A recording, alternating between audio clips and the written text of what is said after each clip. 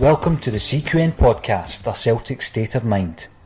I'm Paul John Dykes, and our 21st podcast comes from Celtic AM, the pre-match event hosted by Andrew Milne at Malone's in Glasgow. Celtic AM takes place before every Saturday 3pm home game, and the entertainment never disappoints. Andrew also publishes the outstanding Celtic fanzine, More Than 90 Minutes, so seek it out if you haven't done so already. Celtic AM always guarantees a magnificent lineup, and the latest episode includes interviews with Celtic supporter liaison officer John Paul Taylor, Lisbon Lion John Yogi Hughes, Irish boxers the Upton Clan, and our very own Kevin Graham, who regales us with some of his incredible poetry. The music you hear throughout the show is provided by Keith Murray. So let me hand you over to Andrew Milne and his first guest, JP Taylor. Okay, John Paul, I'm not going to beat around the bush because I know you haven't much time because Peter Lawwell's always at it for more walk. The award, the day, the night, tell us what it was like. For somebody like me, it was amazing because you don't get to these types of things. So it was like kind of like a football Oscars where, because we were in with the nominees, so we were in with all the football royalty, if you like, all the football dignitaries.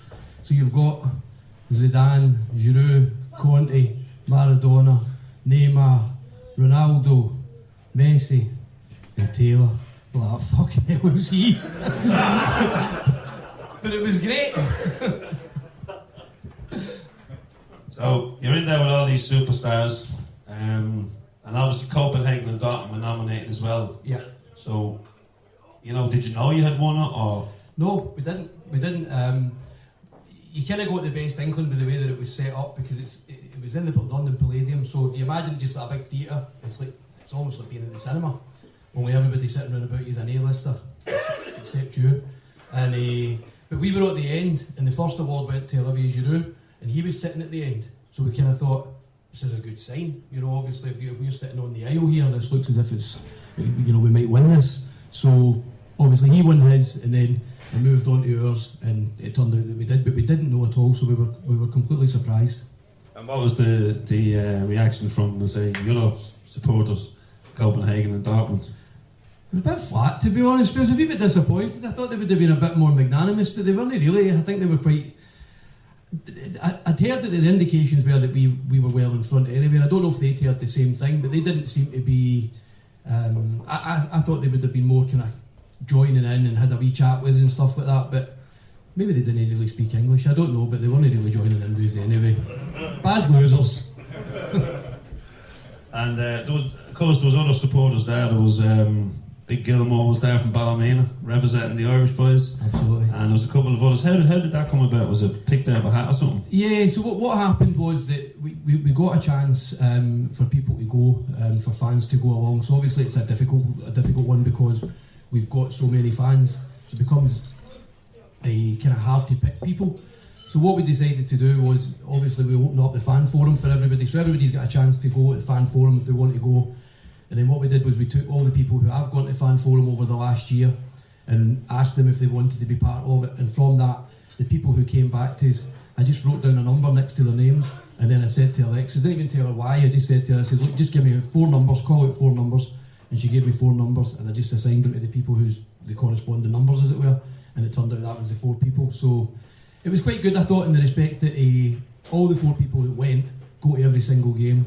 They're there home and away. They follow Celtic up and down the country. So I was kind of happy with it in that respect because, as much as anything, you want to make sure the right people are getting the chance to go, and nobody could question their credentials. Yeah. Now, the award was given for the Lisbon Lion display against Hearts last year. Yeah. So all I done was throw a few quid in a pot and held up a piece of paper. Yeah. There was a lot of work went into that. I certainly wouldn't go around the ground putting down thousands of bits of paper. So it was designed by the Green Brigade. Yeah. It was put out by the Green Brigade. The fundraising was done by the Green Brigade. Yeah. And sometimes they get a lot of negative press. Yeah. And I think this one, all the supporters have to be unanimous now. This is a hats off to the Green Brigade for doing what they've done in leading us to this award. Absolutely. Listen, totally, and I think the boys know that I'm in their corner anyway. I think that what they do is fantastic in terms of the backing of the club. They're there every week, they stay for 90 minutes, they sing for 90 minutes, whether we're winning or we're not winning. The boys are there all the time. Ultimately, at the end of the day, we're all Celtic fans and we all choose to support Celtic in our own way, but there's no doubt that the credit goes to the group in terms of that particular display, because they ordered the materials, they did the fundraising, they did the design, they were instrumental in setting it up. I know there were other people came in and there were volunteers to help them do it, but without the Green Brigade it wouldn't have been, the display wouldn't have happened. So I think everybody has to give them a nod, a thanks and gratitude for what they achieved on the day. It was a magnificent display, it was unbelievable, and as I say, I'm a big fan of the group anyway, so I was delighted the fact that they got the recognition. Brilliant. I was lucky enough to be in the stadium with Bertie Auld on that day. Yeah. And to say he was emotional with the respect and the response from the fans was unbelievable. That's brilliant. I just wish I was old enough to go and still young enough to be in the Green Brigade. Absolutely. As I said before, but you can't ride two horses with one horse. Have you seen the size of my arms? Both. But apart from the award, before I go off the award, right? You met Maradona. I did. Enlighten us. I was standing at a lift, honestly, it was surreal. I was standing at a lift and it was a goods lift, so we were waiting just to get picked up. So people kind of coming and going, and then the next thing the lift opened behind me and he was just there. And I swear to God, it's obviously the Glaswegian in you, and I just said, "Alright, Diego!" He just looked at me, he's like, "Fucking you." But anyway, I shook his hand, got a photo with him, and it's hard to believe that, you shook hands and had a photo with arguably the best player that ever lived. Incredible. And I couldn't believe how small he was as well. I mean, he really is, he's tiny. He's an inspiration for small people everywhere, but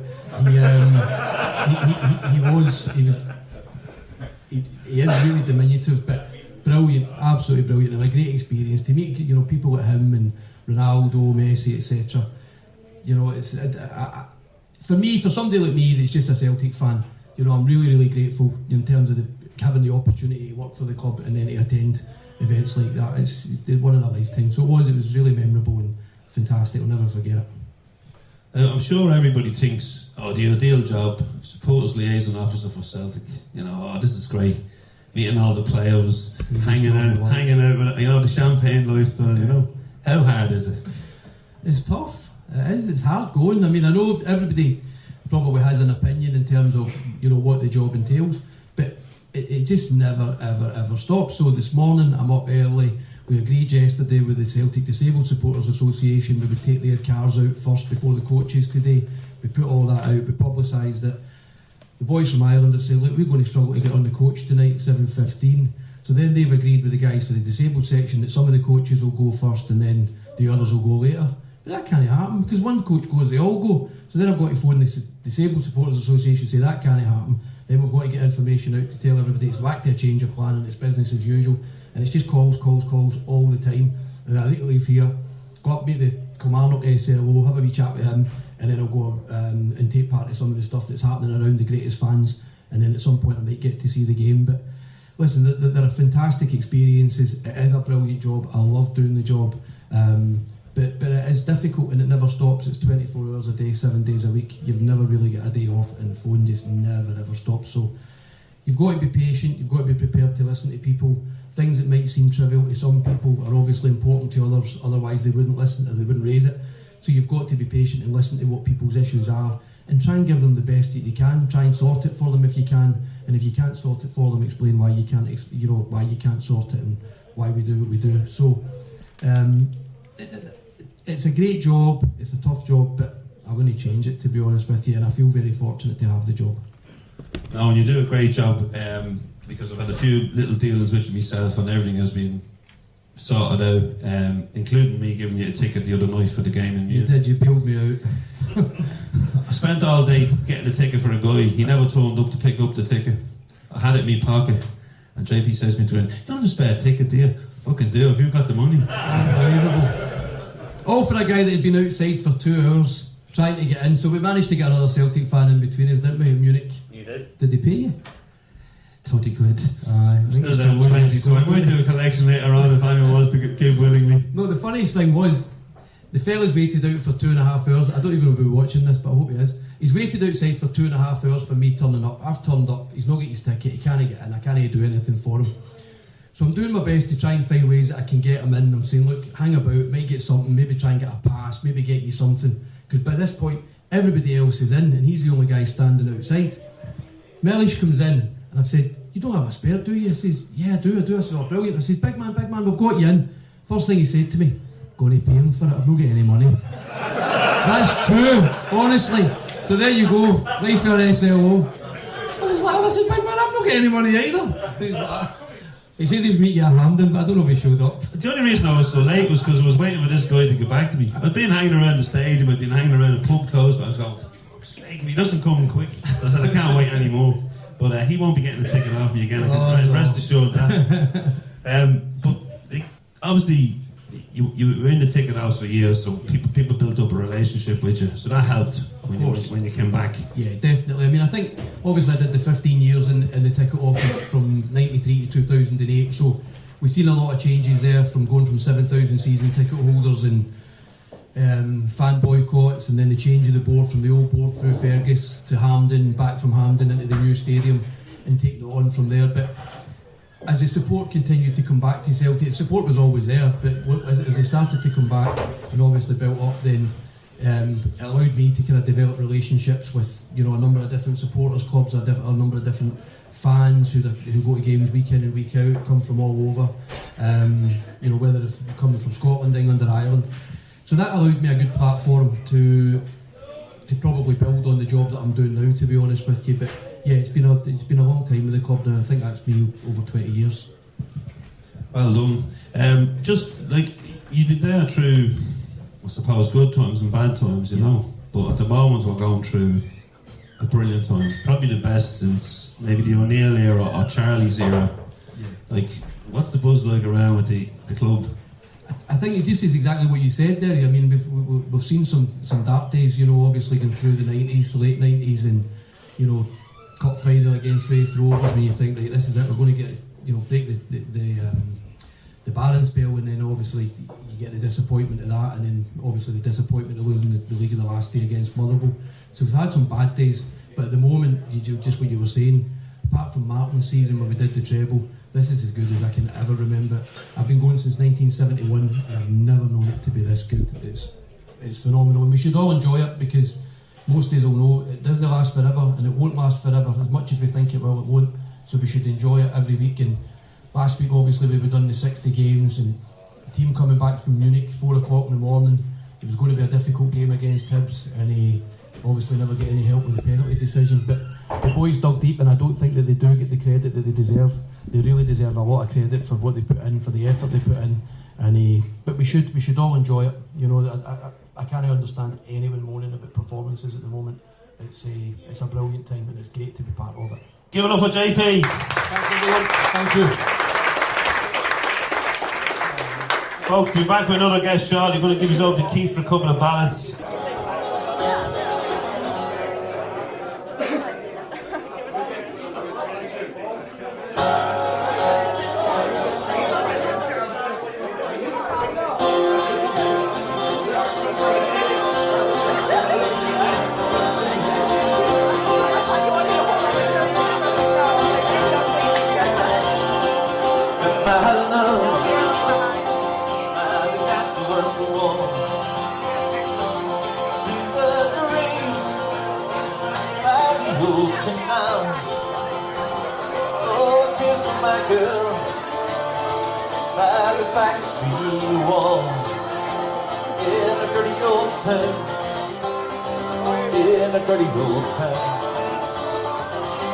Clothes are dripping across the moon.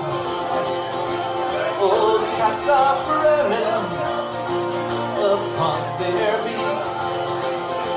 Oh, spring singer on the streets by night.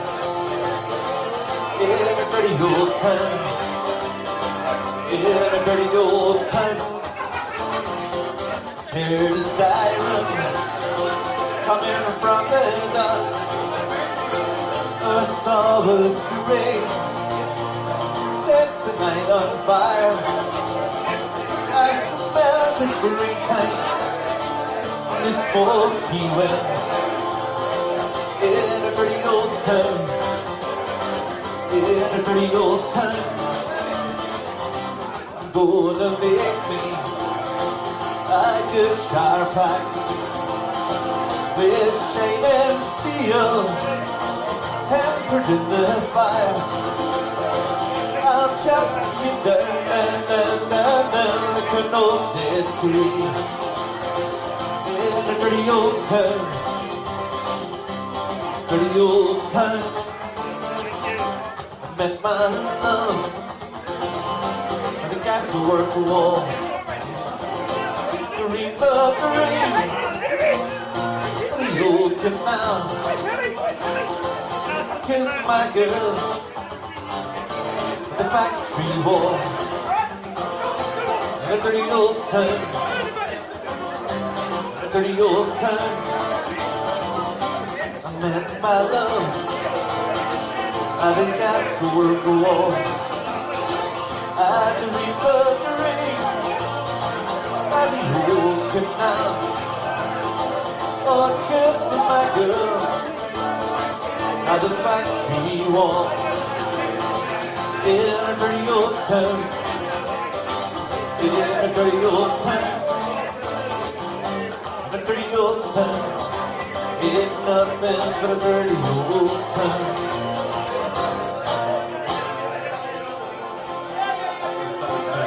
My song.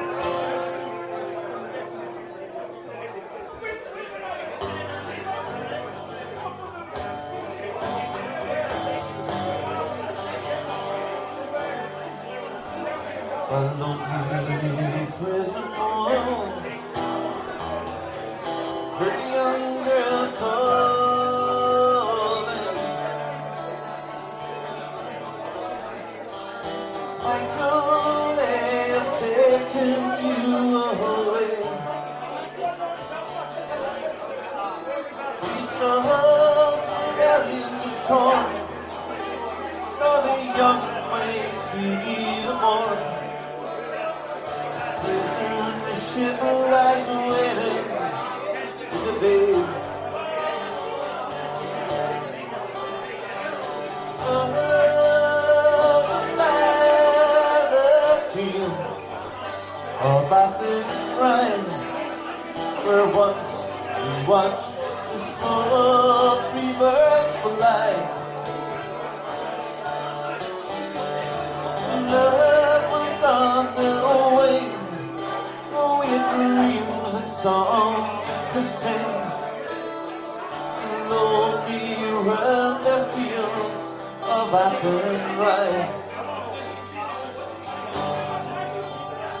A lonely prison wall, burning a man calling. Nothing matters. Marry you when you're free. Against the famine and the crown, I rebelled, they cut me down. We must raise our child with dignity.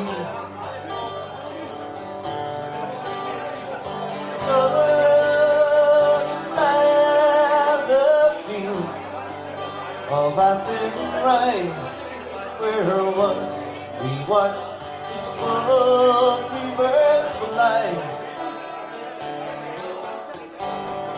Our love was on the wing, we had dreams and songs to sing. Slowly around the fields of Upton Clan. A lonely harbor wall, she watched the last star falling. The prison ship sailed against the sky. She live in hope and pray for a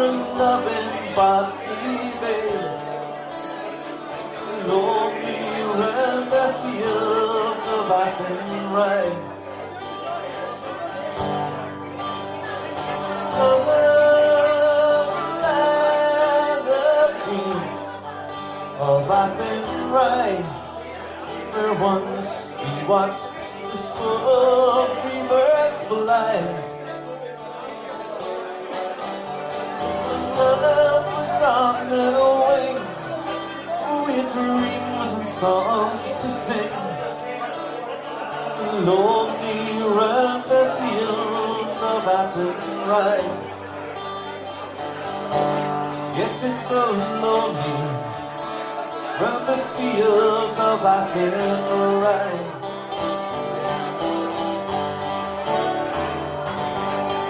Thanks, brother, who's got the right? Cheers.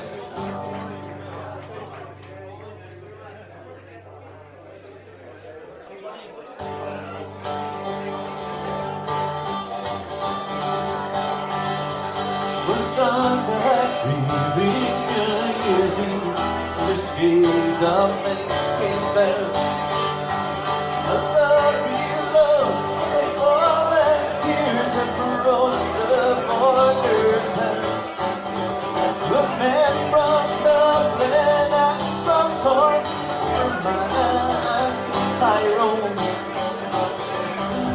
There was a Limerick man, Johnson from Garryowen. And as they moved along the street up to the barrack door, they scorned the nature they might meet their fate, and they scored. They were fighting for Old Ireland's cause to collect their very own.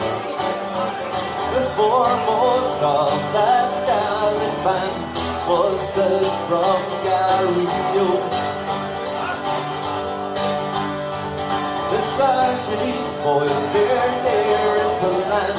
He spied them through the door. His guns on the rifles to a hell of death did roar. And when that awful night was up, the men made his cold as stone. Was one from County Monaghan and one from Garryowen. No more people hear the seagull cry by the murmuring Shannon's page. We fell beneath a northern sky where O'Hanlon back his day. He's gone to join the gallant band of collective fierce and told. Another martyr for Old Ireland, the horses from Garryowen. Another martyr for Old Ireland, horses from Garryowen. Hello, sunshine from Garryowen.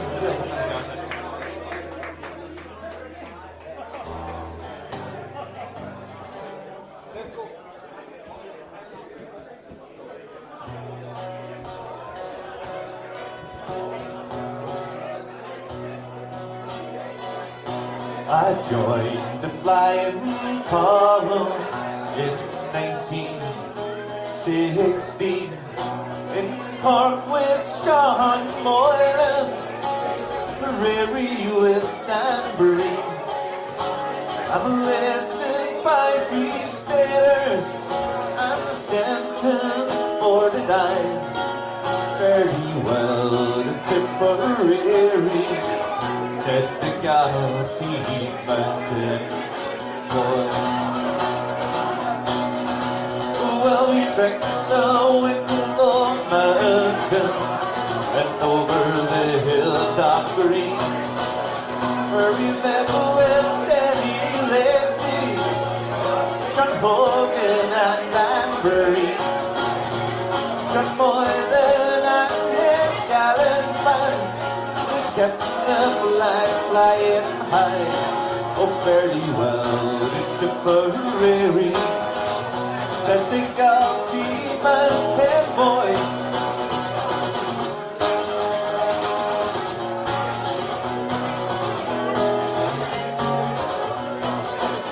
Well, we trekked the Wicklow Mountain. We were rebels on the run, and hunted night and morning. We're red blood but free men. We trekked the Dublin mountains as the sun was shining high. Very well to Tipperary, just think of Team Mountain Boy. I bid farewell to old Quannell that I never more will see, and to the County Mountains that oft-times sheltered me. The men who fought for liberty, who died with the side, oh may their cause be ne'er forgotten. Just the County Mountain Boys, oh may their cause be ne'er forgotten. Just the County Mountain Boys. Now on the way on, you back to your host now. Andrew is going to get the next guest on. Here he is. Okay, folks, welcome back to another Celtic AM. Thanks very much for coming along again. Folks, every time we do a Celtic AM, we get guests in that maybe people don't know who they are because they don't come up on the scale like a player would, or a John Paul, or the Upton boys, especially when they're standing in front of the Rangers team bus. But we'd say nothing with that for the moment. But there is people like Kevin Graham here. Folks, Kevin is a podcaster, a poet. He's involved in the affiliation. He's also involved in numerous, we'll say, supporters initiatives and that. And people like this, we always try and get one in to have a chat with us. So folks, give it up to Kevin Graham. Thanks very much. Kevin's going to start off with a poem today, folks. So go ahead, Kevin. He's never expected this.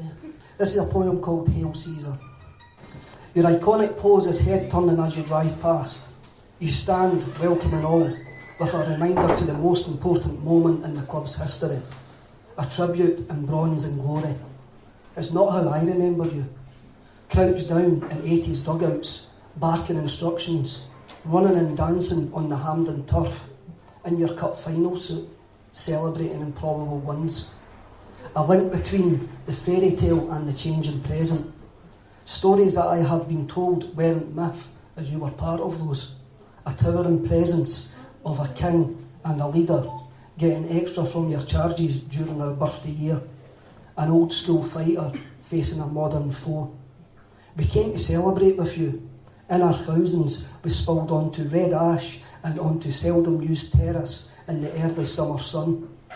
The only cross to bear was proudly on our kits. This was my Lisbon.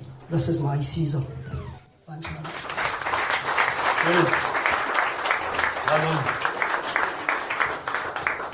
As I said, he's involved in that. He also writes the fans column in the Scotsman newspaper, so he's quite rounded in what he does within the supporters network.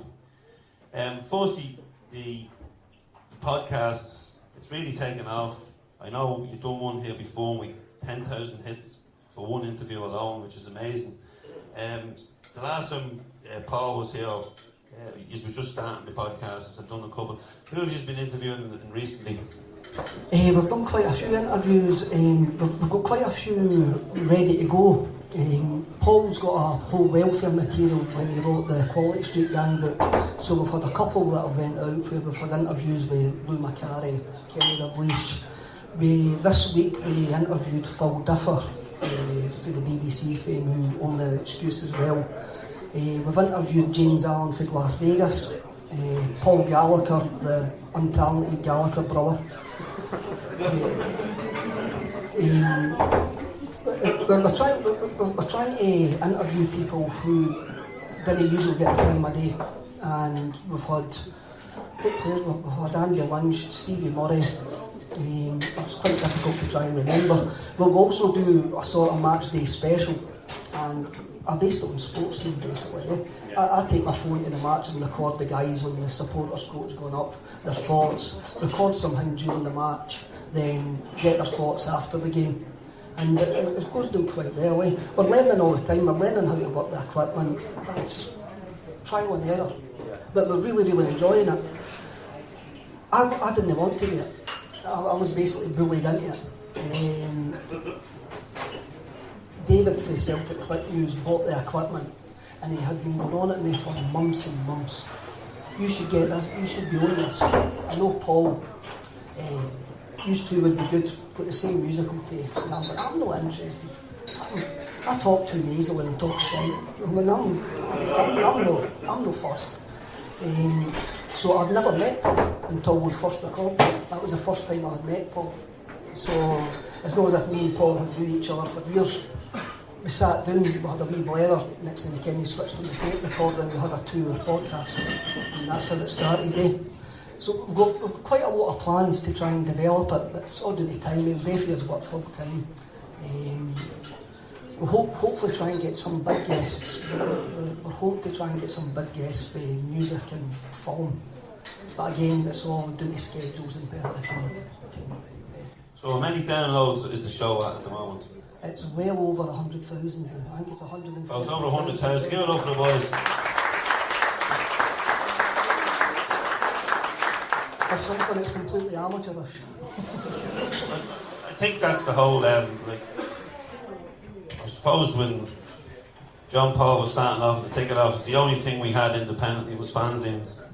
And now with technology, we have the likes of this, which, although we've got a full pub, we've also got people viewing in Australia, America, so that's the amazing thing about technology. And before then, I think maybe we had, the official line from the club, and really that was it, and maybe picking up not to view on match day. So there wasn't really that much, but now we have people like Paul Larkin making films, people like yourself doing podcasts, with 3 fanzines, so like the fan scene is so healthy. So that obviously with the new kid in the block is the podcast, and like to have over 100,000 hits is absolutely amazing. And thanks very much for recording us. We really appreciate it. No, and I find that amazing. We have a look at fan culture in Britain, and it's quite amazing that Celtic have still got free fanzines, paper fanzines. A lot of them are now online. The appetite from Celtic fans for fan media is utterly mind-blowing, but I think that's got a lot to do that we don't trust the mainstream media, and we would rather listen to 2 guys sitting in their kitchen talking about Celtic. Again, we are in interviews talking to Celtic fans as well. I think we find that more engaging than talking to some journalists who might be getting paid by a PR company to spin whatever they're going to spin that day. We're a bit more truthful. We're no... Celtic are good. Celtic give fan media quite a lot of access, and it's something that Celtic really need to embrace big time, because this is where the Celtic supporters are getting their content, getting their news, is via fan media. There's hardly any of us all reading the mainstream papers and that anymore, and it's just, I'm just really, really buzzed to actually be a part of it. Just to speak on the mainstream media, when we picked up the award, it was great. You woke up being a Celtic fan, you went to bed being the best Celtic fan in the world right that night. You woke up the next morning, or even if you checked the papers the night before, and it was, the headlines were, Celtic fans win award before this display, before the UEFA fines, instead of saying, just well done lads, you know what I mean, carrying the flag, carrying the flag not only but carrying the flag for Scottish football. I think to forget as well that, if we are successful, all the clubs benefit from the couple of quid they get, So I think that needs to be kind of drummed home. And then I'm constantly pissed off as well when I see people retweeting the Daily Record, and retweeting the Sun. Fuck them. Let them go off and do what they fucking want. They're giving them a retweet, they're giving them free advertising. Retweet more than 90 minutes and CQN and that, But I'm gonna be, you're in the affiliation, right? How do you get the time to work full time and get involved in all this stuff? It's extremely a wife who's very patient and understanding. It's very difficult. The affiliation, we've got a good committee, who help out.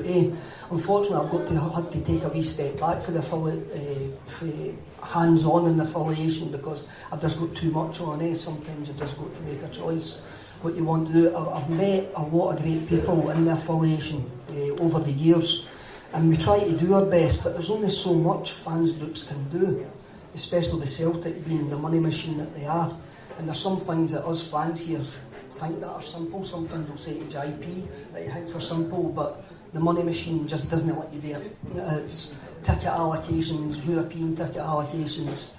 It's all down to money, and sometimes you feel like you really do feel like you're banging your head against a brick wall all the times. Like there's John Paul telling about the bus park. I'm just worried that my coach will get in the bus park.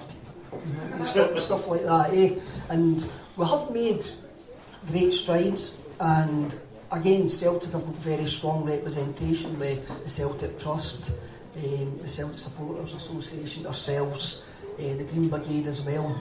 So there is a lot of good people and a lot of good voices there, and it's something that the Irish Association as well, I can't forget them, sorry. And it's something that the Celtic fans need to engage with as well. These guys are really, really good guys, and they're all speaking for us and doing work for us. There's no money in them there for their own means. There's no money in them looking to get a blazer in the front door of the club.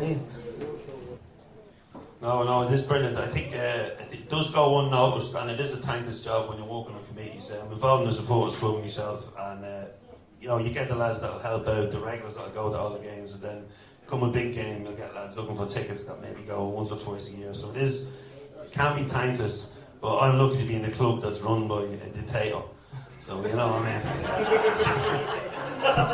I'm not him. So he calls the shots in the end, He pulls the muscles out, we go, okay. I've just learned to delegate, which is actually quite surprisingly refreshing, delegating to people. You've obviously followed Celtic a long time. Your poem there speaks with Billy, but obviously the Lions wasn't your time. Watching Billy in the dugout was, as I said to JP, you've seen the good and the bad times, but at the moment, it's brilliant, isn't it? I don't know if words can describe. It's definitely the best period that I've had supporting Celtic, but it's a different period. The centenary season was my awakening to Celtic. That was when I grew to love Celtic, that team. Martin's side was different. We were in a really dark period coming out that, and Martin turned the club around. So this has got a slightly different feel to it. It's still magic, but I don't. If I would say that I'd have to got the same buzz that I had in '88 and under Martin would probably be wrong. I'm just probably at a different stage of how I view football in my life. Whereas under Martin, it was fantastic. It was a buzz every week. So you're saying you were younger?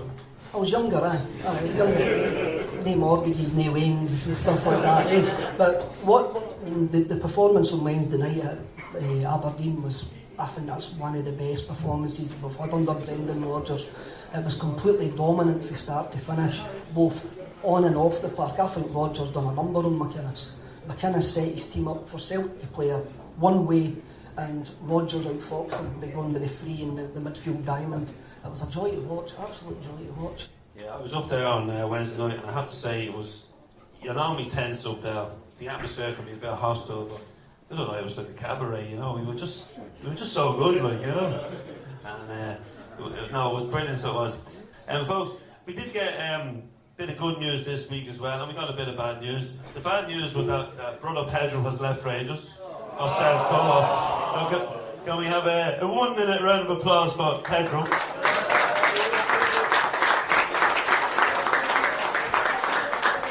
And then, folks, a couple of Celtic AMs back, the regulars will know we had a boxer in called Gary Murray. He was coming up to the biggest fight of his life. He was knocked out in the 10th round. He went into a coma. And thankfully this week, we found out that he's sitting up. So give it up for Gary Murray. So folks, I'm going to leave you now with another poem, and then we'll have our next guest up after that, or maybe there'll be 3 of them. Go ahead. Thank you. Well, thanks very much for that. I'll bring you later. I've actually been really lucky. I've only been writing poetry for about a year, and I've been really lucky. I've had most of them published, and either the Football Memories, Mind the Time book, Nutmeg, CQN have published quite a few. So I've been really, really lucky. The Mind the Time is a Football Memories project for Alzheimer's. And I was contacted by Jim McIntosh, who's the poet in residence at St Johnstone, to see if I'd contribute a couple of things. So the Hail Caesar one that I wrote, did I perform it or just bumbled my way through it, I didn't care what I'd done, is in the book. And there's another one about 1985, about my first ever Scottish Cup final. I'm showing my age there. This one is about the Offensive Behaviour Act, and this was in Nutmeg, a Scottish football periodical, and I need to thank them as well. I think I'm getting sponsored with them or something, with all these mentions. But here we go. This is called My Offensive Scarf, and it's not a rebel poem.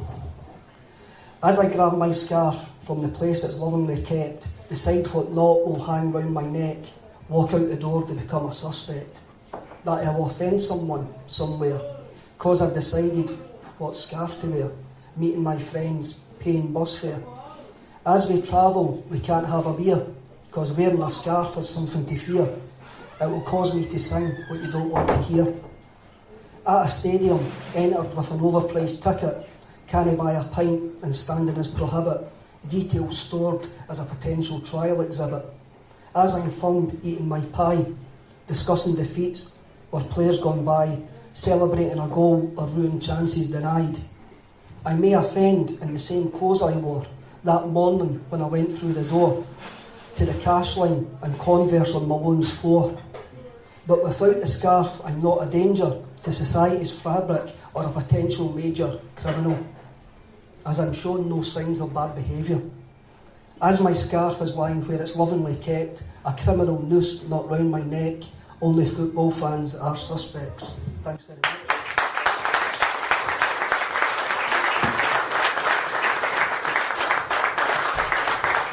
Cheers, Kevin. Folks, we're going to have a couple of ballads there with Keith, and then we'll be back with the Upton boys.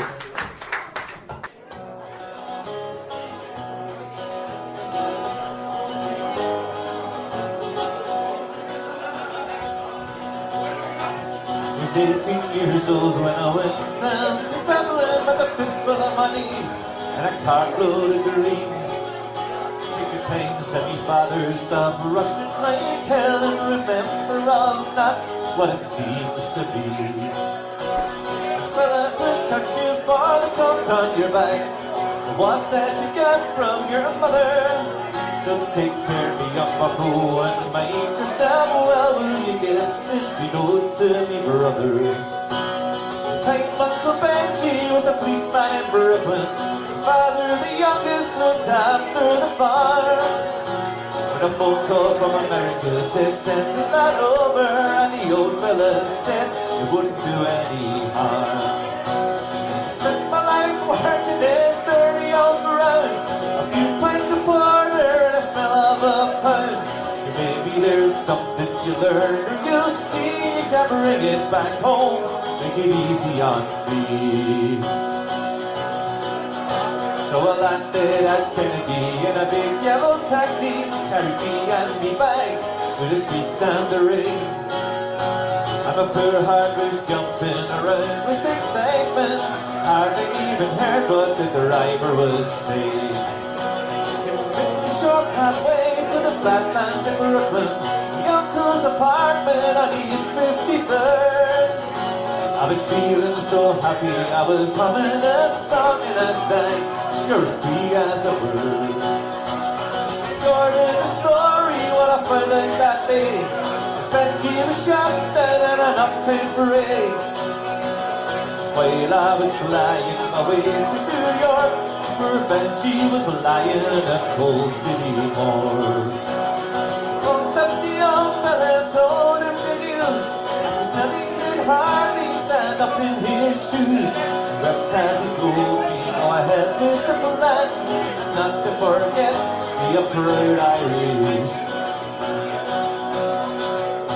So I went Lisbon and Ellie's to say for the road, and I started to learn how to lift the load. The heaviest thing that I carried that year is the bittersweet thought of my hometown so dear. On that December, cause the old fella died, I borrowed the money from a fella of the side.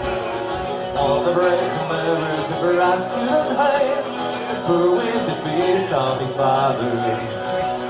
Up so far, God, for what it was worth, into my bags like a handful of earth. Then I boarded a parade and I caught the airplane, and I found myself back in the US again. 22 years since I stepped foot in Dublin, it's not a use the correct name back home. But I'll never forget the green grass and the rivers that keep law and order on the streets of New York. Na na na na na na na na na na na na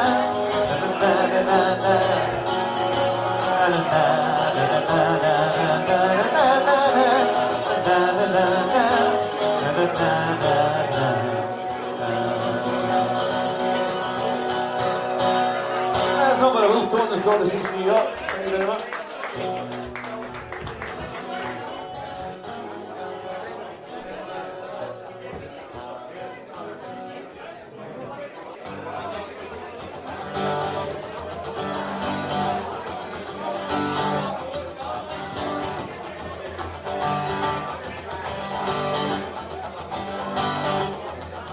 Some say the devil is dead, the devil is dead, the devil is dead. Some say the devil is dead, buried in Killarney. Or say he rose again, or say he rose again, or say he rose again. Joined the British Army.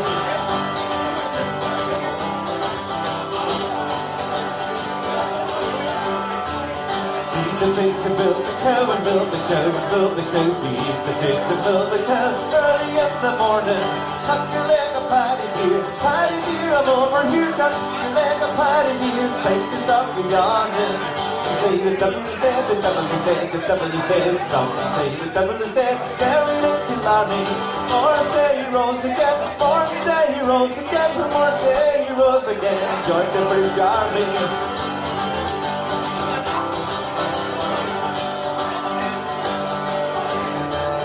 My man, he's 6 foot tall, he's 6 foot tall, he's 6 foot tall. My man, he's 6 foot tall, he likes the Gary candy. Goes to bed at 6 o'clock, goes to bed at 6 o'clock, goes to bed at 6 o'clock. He's lazy like Mandy. They say the devil is dead, the devil is dead, the devil is dead. Some say the devil is dead, buried in Killarney.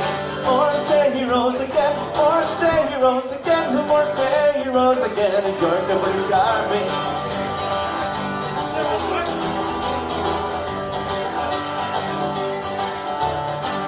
She's tall and thick, she's tall and thick, she's tall and thick, Katie. She's tall and thick, she likes a glass of brandy. Drinks it in the bed at night, drinks it in the bed at night, drinks it in the bed at night, and makes her nice and randy. Some say the devil is dead, the devil is dead, the devil is dead. Some say the devil is dead, buried in Killarney. Or say he rose again, or say he rose again, or say he rose again and joined the British Army.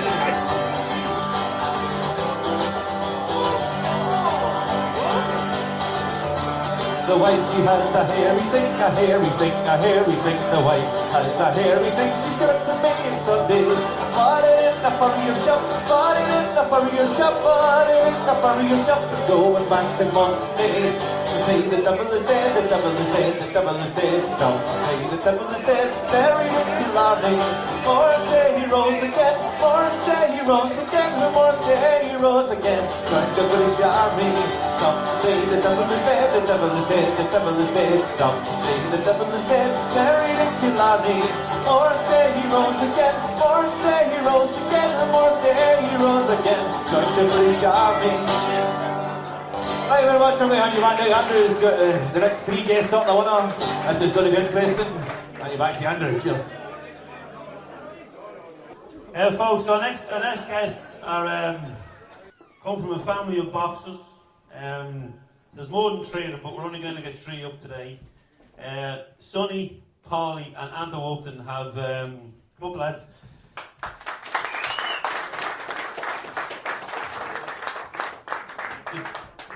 I remember seeing the boys as amateurs in the Irish Championships. I'm a bit of a boxing fan, and I remember going to the stadium, and every one of the brothers won an Irish title on the same night, which has never happened again, and it's unlikely it will happen.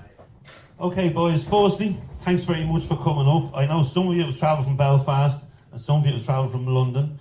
Firstly, right, what's the connection? Right, there's a big Celtic connection, lads. We've seen you on different things. The Upton Clan that follow you to all the games, the Celtics, all the fights, the Celtic songs. I know you have boxed out of Dublin, you have boxed out of Belfast, and you've boxed out of West Ham. So, what's the connection with Celtic? As youngsters, folks, this is Paulie.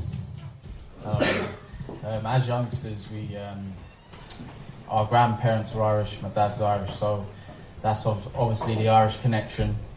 There's a lot of Irish Celtic supporters, as you know, and obviously, usually, if your dad supports a team, you follow the team as well, and I'm glad we do. So am I. You're all up here tonight because obviously see Celtic, but Sonny had a big fight. Sonny, can you just let us know why the fight's not going ahead? Basically, I had a medical done 3 weeks ago. It come back all clear. The Belfast doctor passed me. The English passed me, and the one from Wales didn't pass me. So I needed to get 3 passes, and I only got 2. So now I have to go to back to the hospital, do an MRI scan, and then see a specialist doctor, and hopefully I can crack on a box again. Done a lot of tickets up in Glasgow. The fans were saying, get the boys up here. Be some great atmosphere. They've seen the atmosphere in London and in Belfast, and then obviously get up to Glasgow. Done a lot of tickets, and got a call yesterday morning. And go ahead, man. It must be good, Sonny. You must be good, Sonny, but better to be safe than sorry. Like making way, living the life of a monk. Yeah.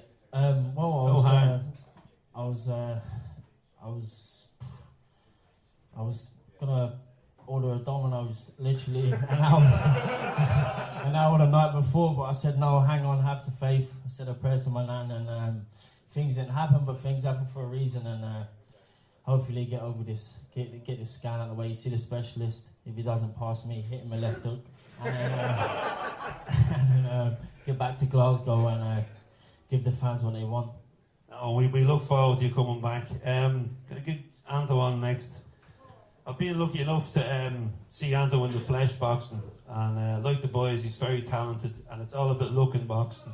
Caught Ando in Belfast recently at a show, and to say that there's talent there it was an unbelievably top the bill in Belfast, sellout show. But the thing I did notice on the night was like the support you have, like the broad base, there's Londoners that come to see us, Glaswegians, people come up from the south of Ireland, like it must be a promoter's dream. Anto. We'd like to be, but so far, like, we haven't been picked up by any of the big promoters. But like, keep the faith, and we'll get there someday. But the following we have is like second to none. It's unbelievable, and it just makes you train that bit harder and go out there that night and just put on a performance. And every punch you throw, the fans are throwing it with you, and the noise is unbelievable. Like, it's crazy. It's like being at a Celtic game. They're non-stop. It's like having a Green Brigade. They're with you. They're just non-stop screaming. So it's great, the following we have, and we've been boxing since we were no age. Like, so hopefully, touch wood, some big promoter comes and picks us up, and then we can showcase our skills on telly and have some big nights for our fans. Yeah. Your dad is a huge influence, I know, both bringing us up in the Celtic tradition, and also very supportive of his in boxing. And I know he was supposed to be here today, but didn't travel up and the fight was cancelled. I know he's watching in because he sent me a message. So welcome Ando Senior on social media. How important has your dad been to your career? Our dad is the backbone of the Upton Clan. Like if it wasn't for him, we wouldn't be where we are today. Like, and we're forever thankful for that. He brought us down to the gym when we were kids just to see if we liked it, and we haven't looked back since. And we've achieved a hell of a lot in the amateurs, and we're just looking to push on and do even more in the pro game, and make him proud and happy, and our families also. So, Sonny, just go back to you now. I know you're a bit gutted over the fight and that, and you're going to go and watch Celtic today, so maybe that will lift you up.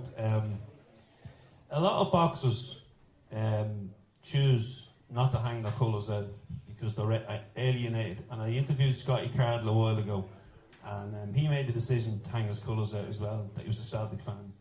And Scotty's been lucky enough to be picked up in a big promoter. It hasn't really affected Scotty, right?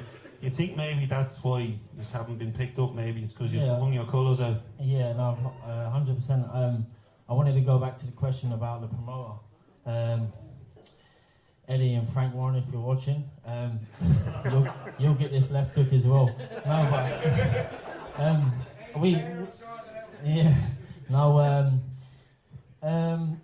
I think the reason is why we're not picked up by big promoters now, at this time being, is because they don't want their professional boxer dancing in front of a Rangers bus, stuck in traffic, singing all the Rangers are shite, and jumping about your living room with a barrel on, singing "This is how it feels to be Celtic." I don't know if you've seen these videos, folks. No, but that's mainly the reason. We gather anyway. That's why we're not picked up by big promoters. But I got a phone call. I got a phone call the day after that bus. I don't know if you've seen it on Twitter. It went viral, on Facebook, a lot.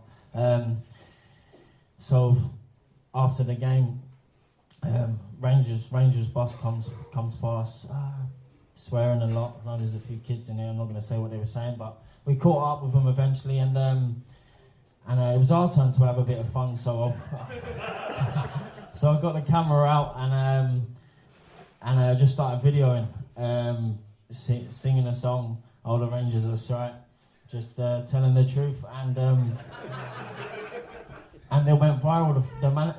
The trainer phoned me the next day. He was like, "Sam," he's from London. "Sam, what are you playing at? What are you doing?" I was like, "What?" He's like, You're jumping about in front of a Rangers fan. You're meant to be a professional boxer." I said, "Listen, Barry," I said, "money comes and goes, but Celtic stay around forever, boy."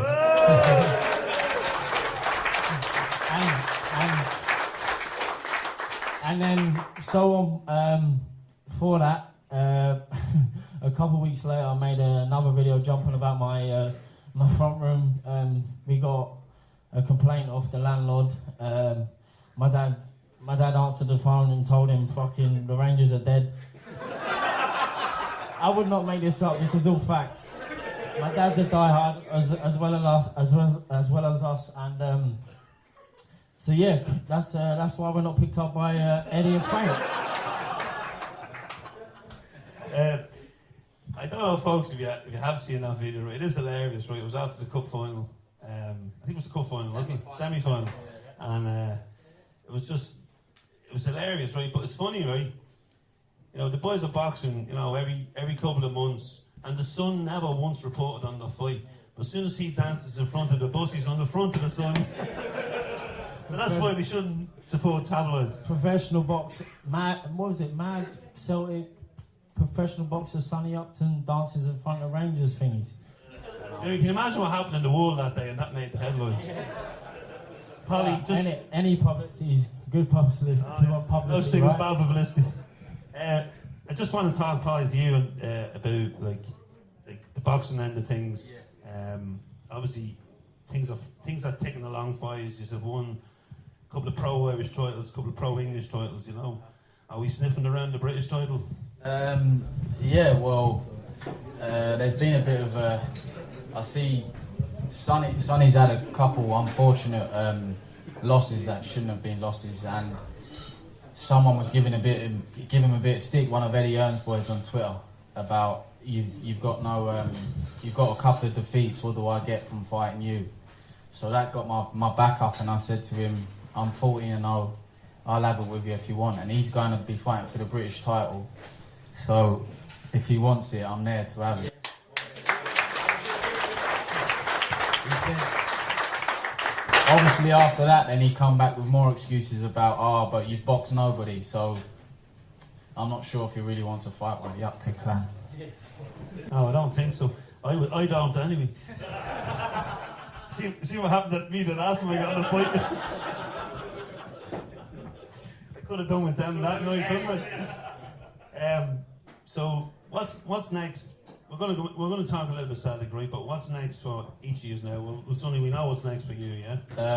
I'm fighting on the MTK show down in Essex. That's where I'm living at the minute with my daughter and my fiance. I'm fighting down there in December the 2nd.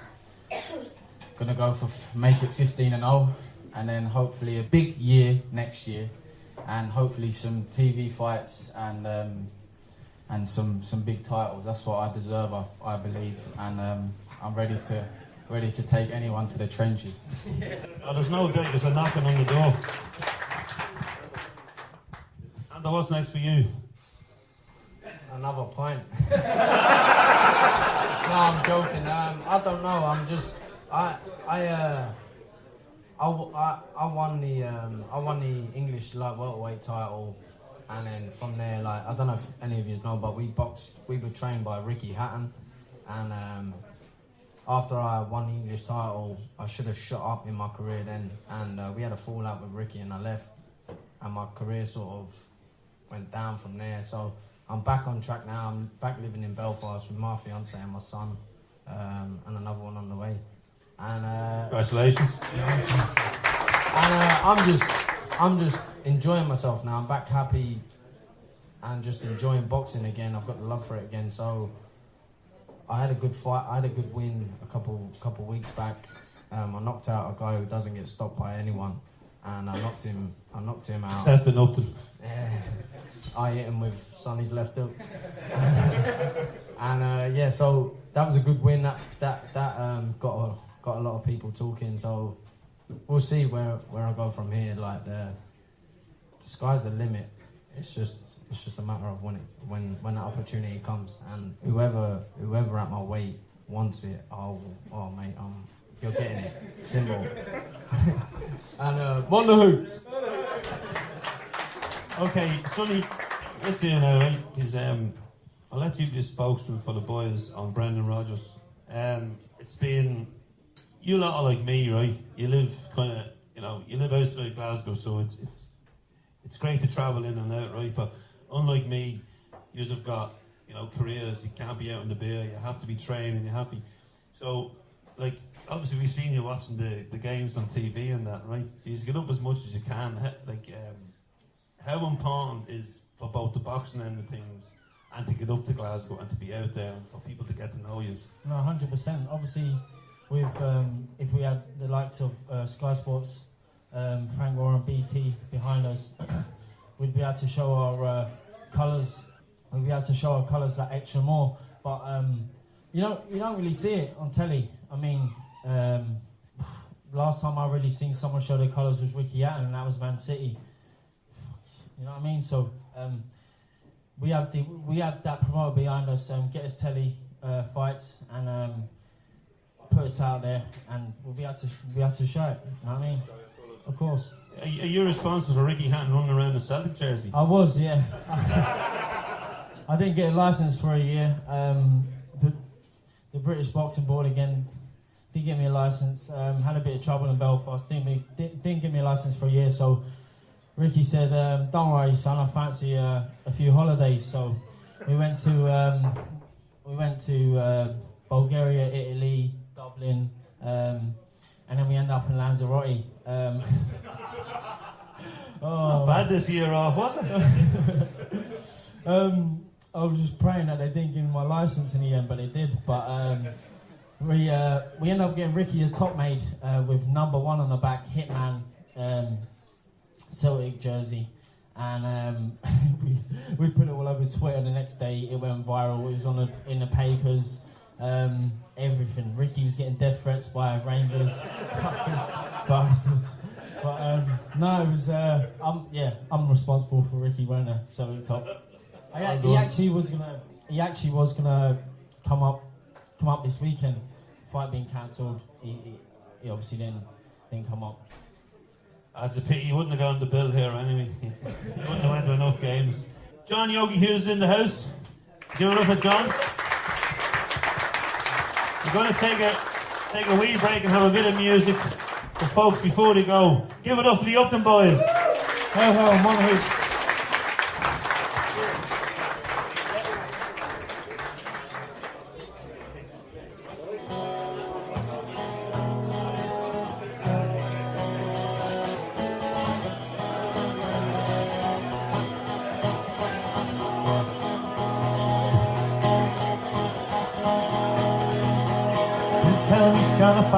Tell me why you hurry so. I should book the hush and listen, and his cheeks are all aglow. Your orders from the captain get you ready quick and soon. You pipe must be together at the rising of the moon. The rising of the moon, at the rising of the moon. Your pipe must be together at the rising of the moon. At the rising of the moon, at the rising of the moon. Your pipe must be together at the rising of the moon. Tell me, Sean, if I know where the gathering is to be. And the oaks but by the river, quite well known to you and me. One more word for sticking the token whistle out a marching tune. You pipe upon your shoulder at the rising of the moon. The rising of the moon, at the rising of the moon.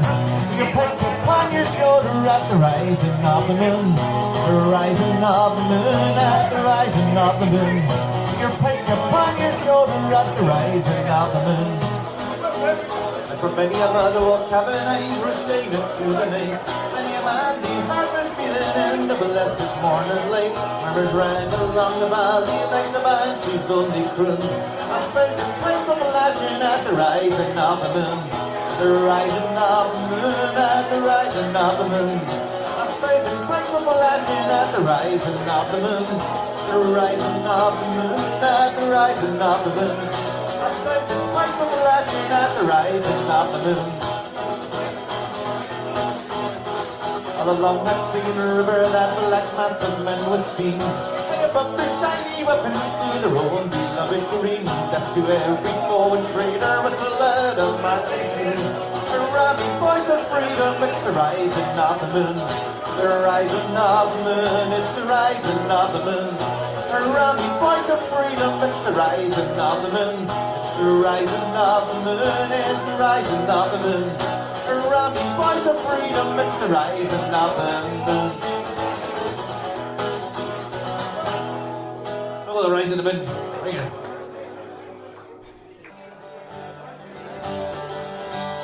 Hail, hail, the Celts are here. What the hell do we care? What the hell do we care? Hail, hail, the Celts are here. What the hell do we care now? For it's a grand old team to play for. For it's a grand old team to stay.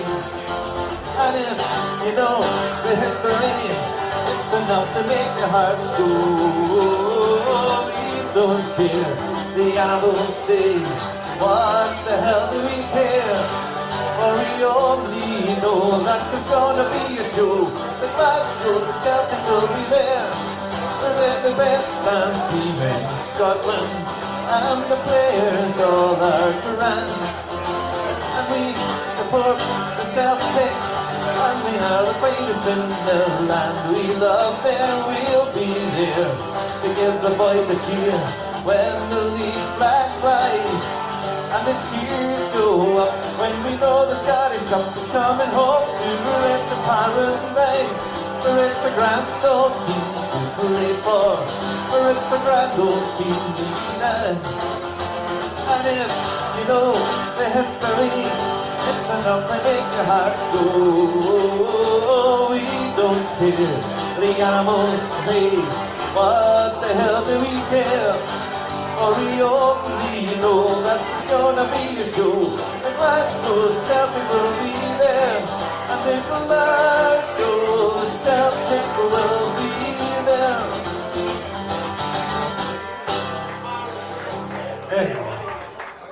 And we're going to get Andrew back now. We're going to get the last guest on. Okay, folks, welcome back again. As I said about Charlie Gallagher, it was an honour to have Charlie in here. He just popped in to see us. I said that the word legend is sometimes overused in football. Charlie is certainly a legend, and our next guest is certainly a legend as well, folks. Folks, please give it up for John Yogi Hughes.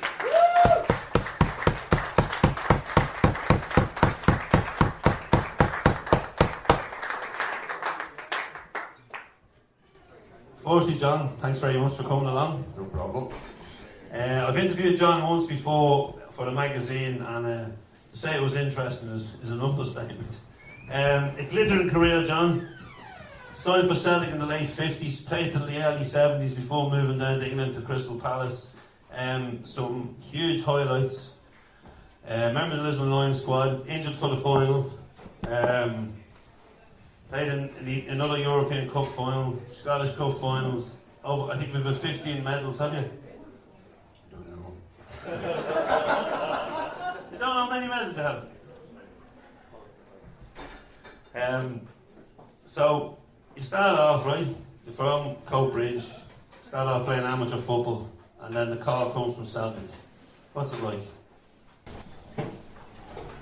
To be honest, you didn't appreciate it at the time. You know, I was only young. I was only 15, I was still at school.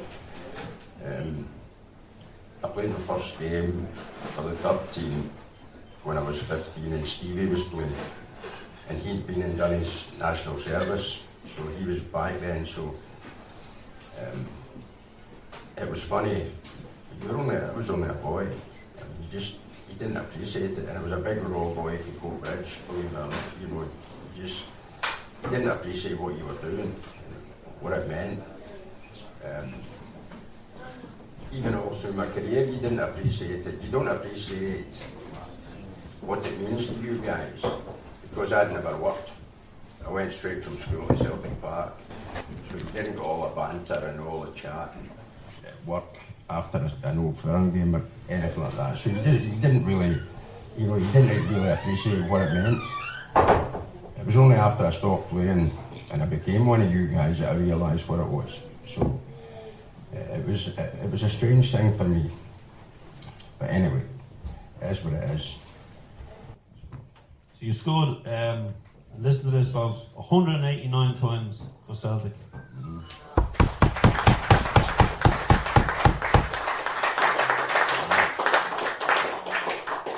I did, and I left Celtic when I was only 28.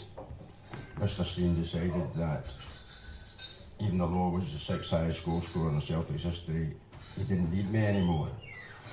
So he transferred me and Willie Wallace to Crystal Palace at the same time. And I was only there a couple of months and I got a bad injury and I was finished. So I was finished at 28. I didn't want to leave Celtic.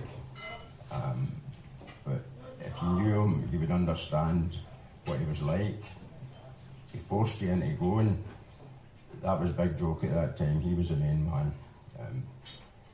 So I left Celtic, not because I wanted to, but because I had to. But during your career, John, at Celtic, you had so many highs.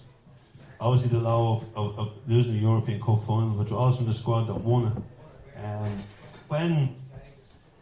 When Jock came in, things did change, didn't they, football-wise? Oh, absolutely. You know, I mean, to be fair to him, it was Sean I was in charge when we were there, and I had asked for a transfer.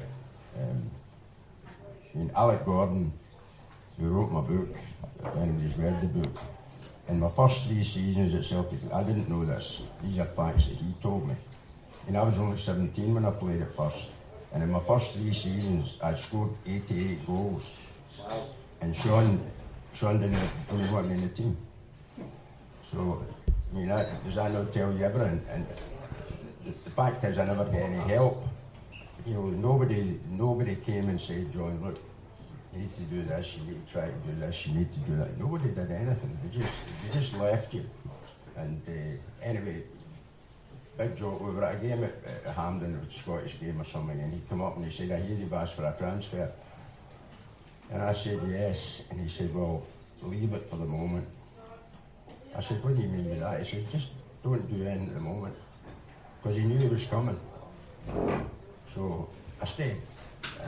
And to be fair, I've had some fantastic times.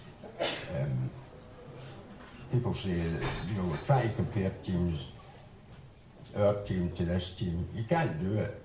But I think if our team were here today and had all the training methods and the advantages that these teams have, we'd be better than any of them, because we have more players with ability in our team than any other team, I think, ever.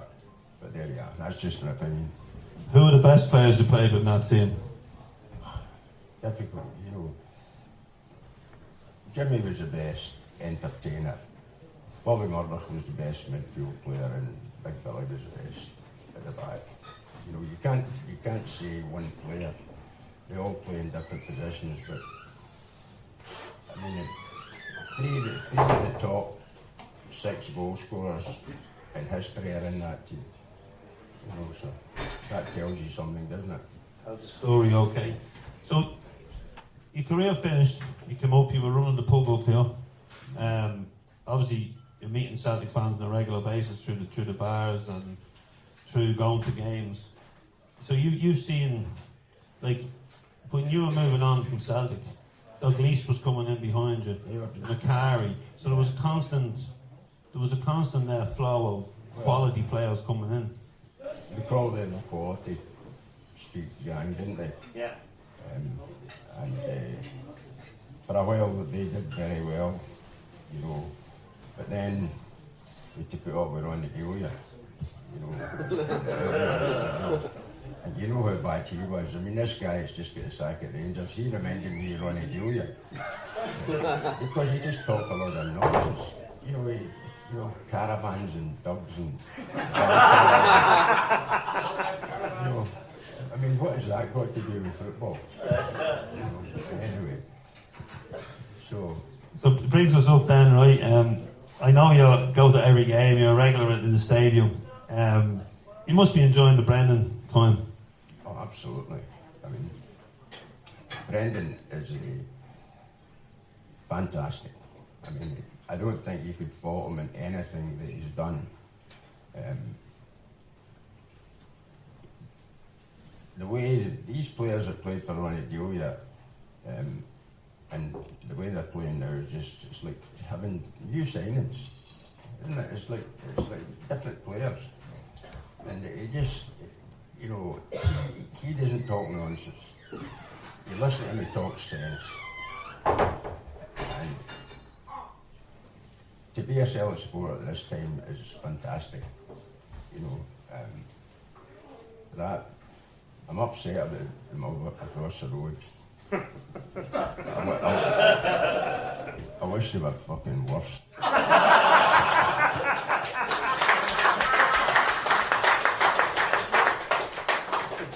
Okay.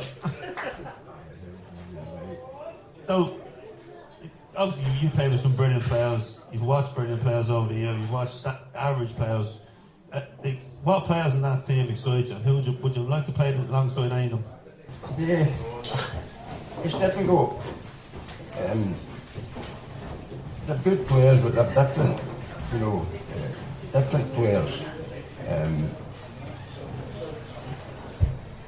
I don't think until they got Patrick Roberts, they had anybody that could take somebody on. And James Forrest is doing very well.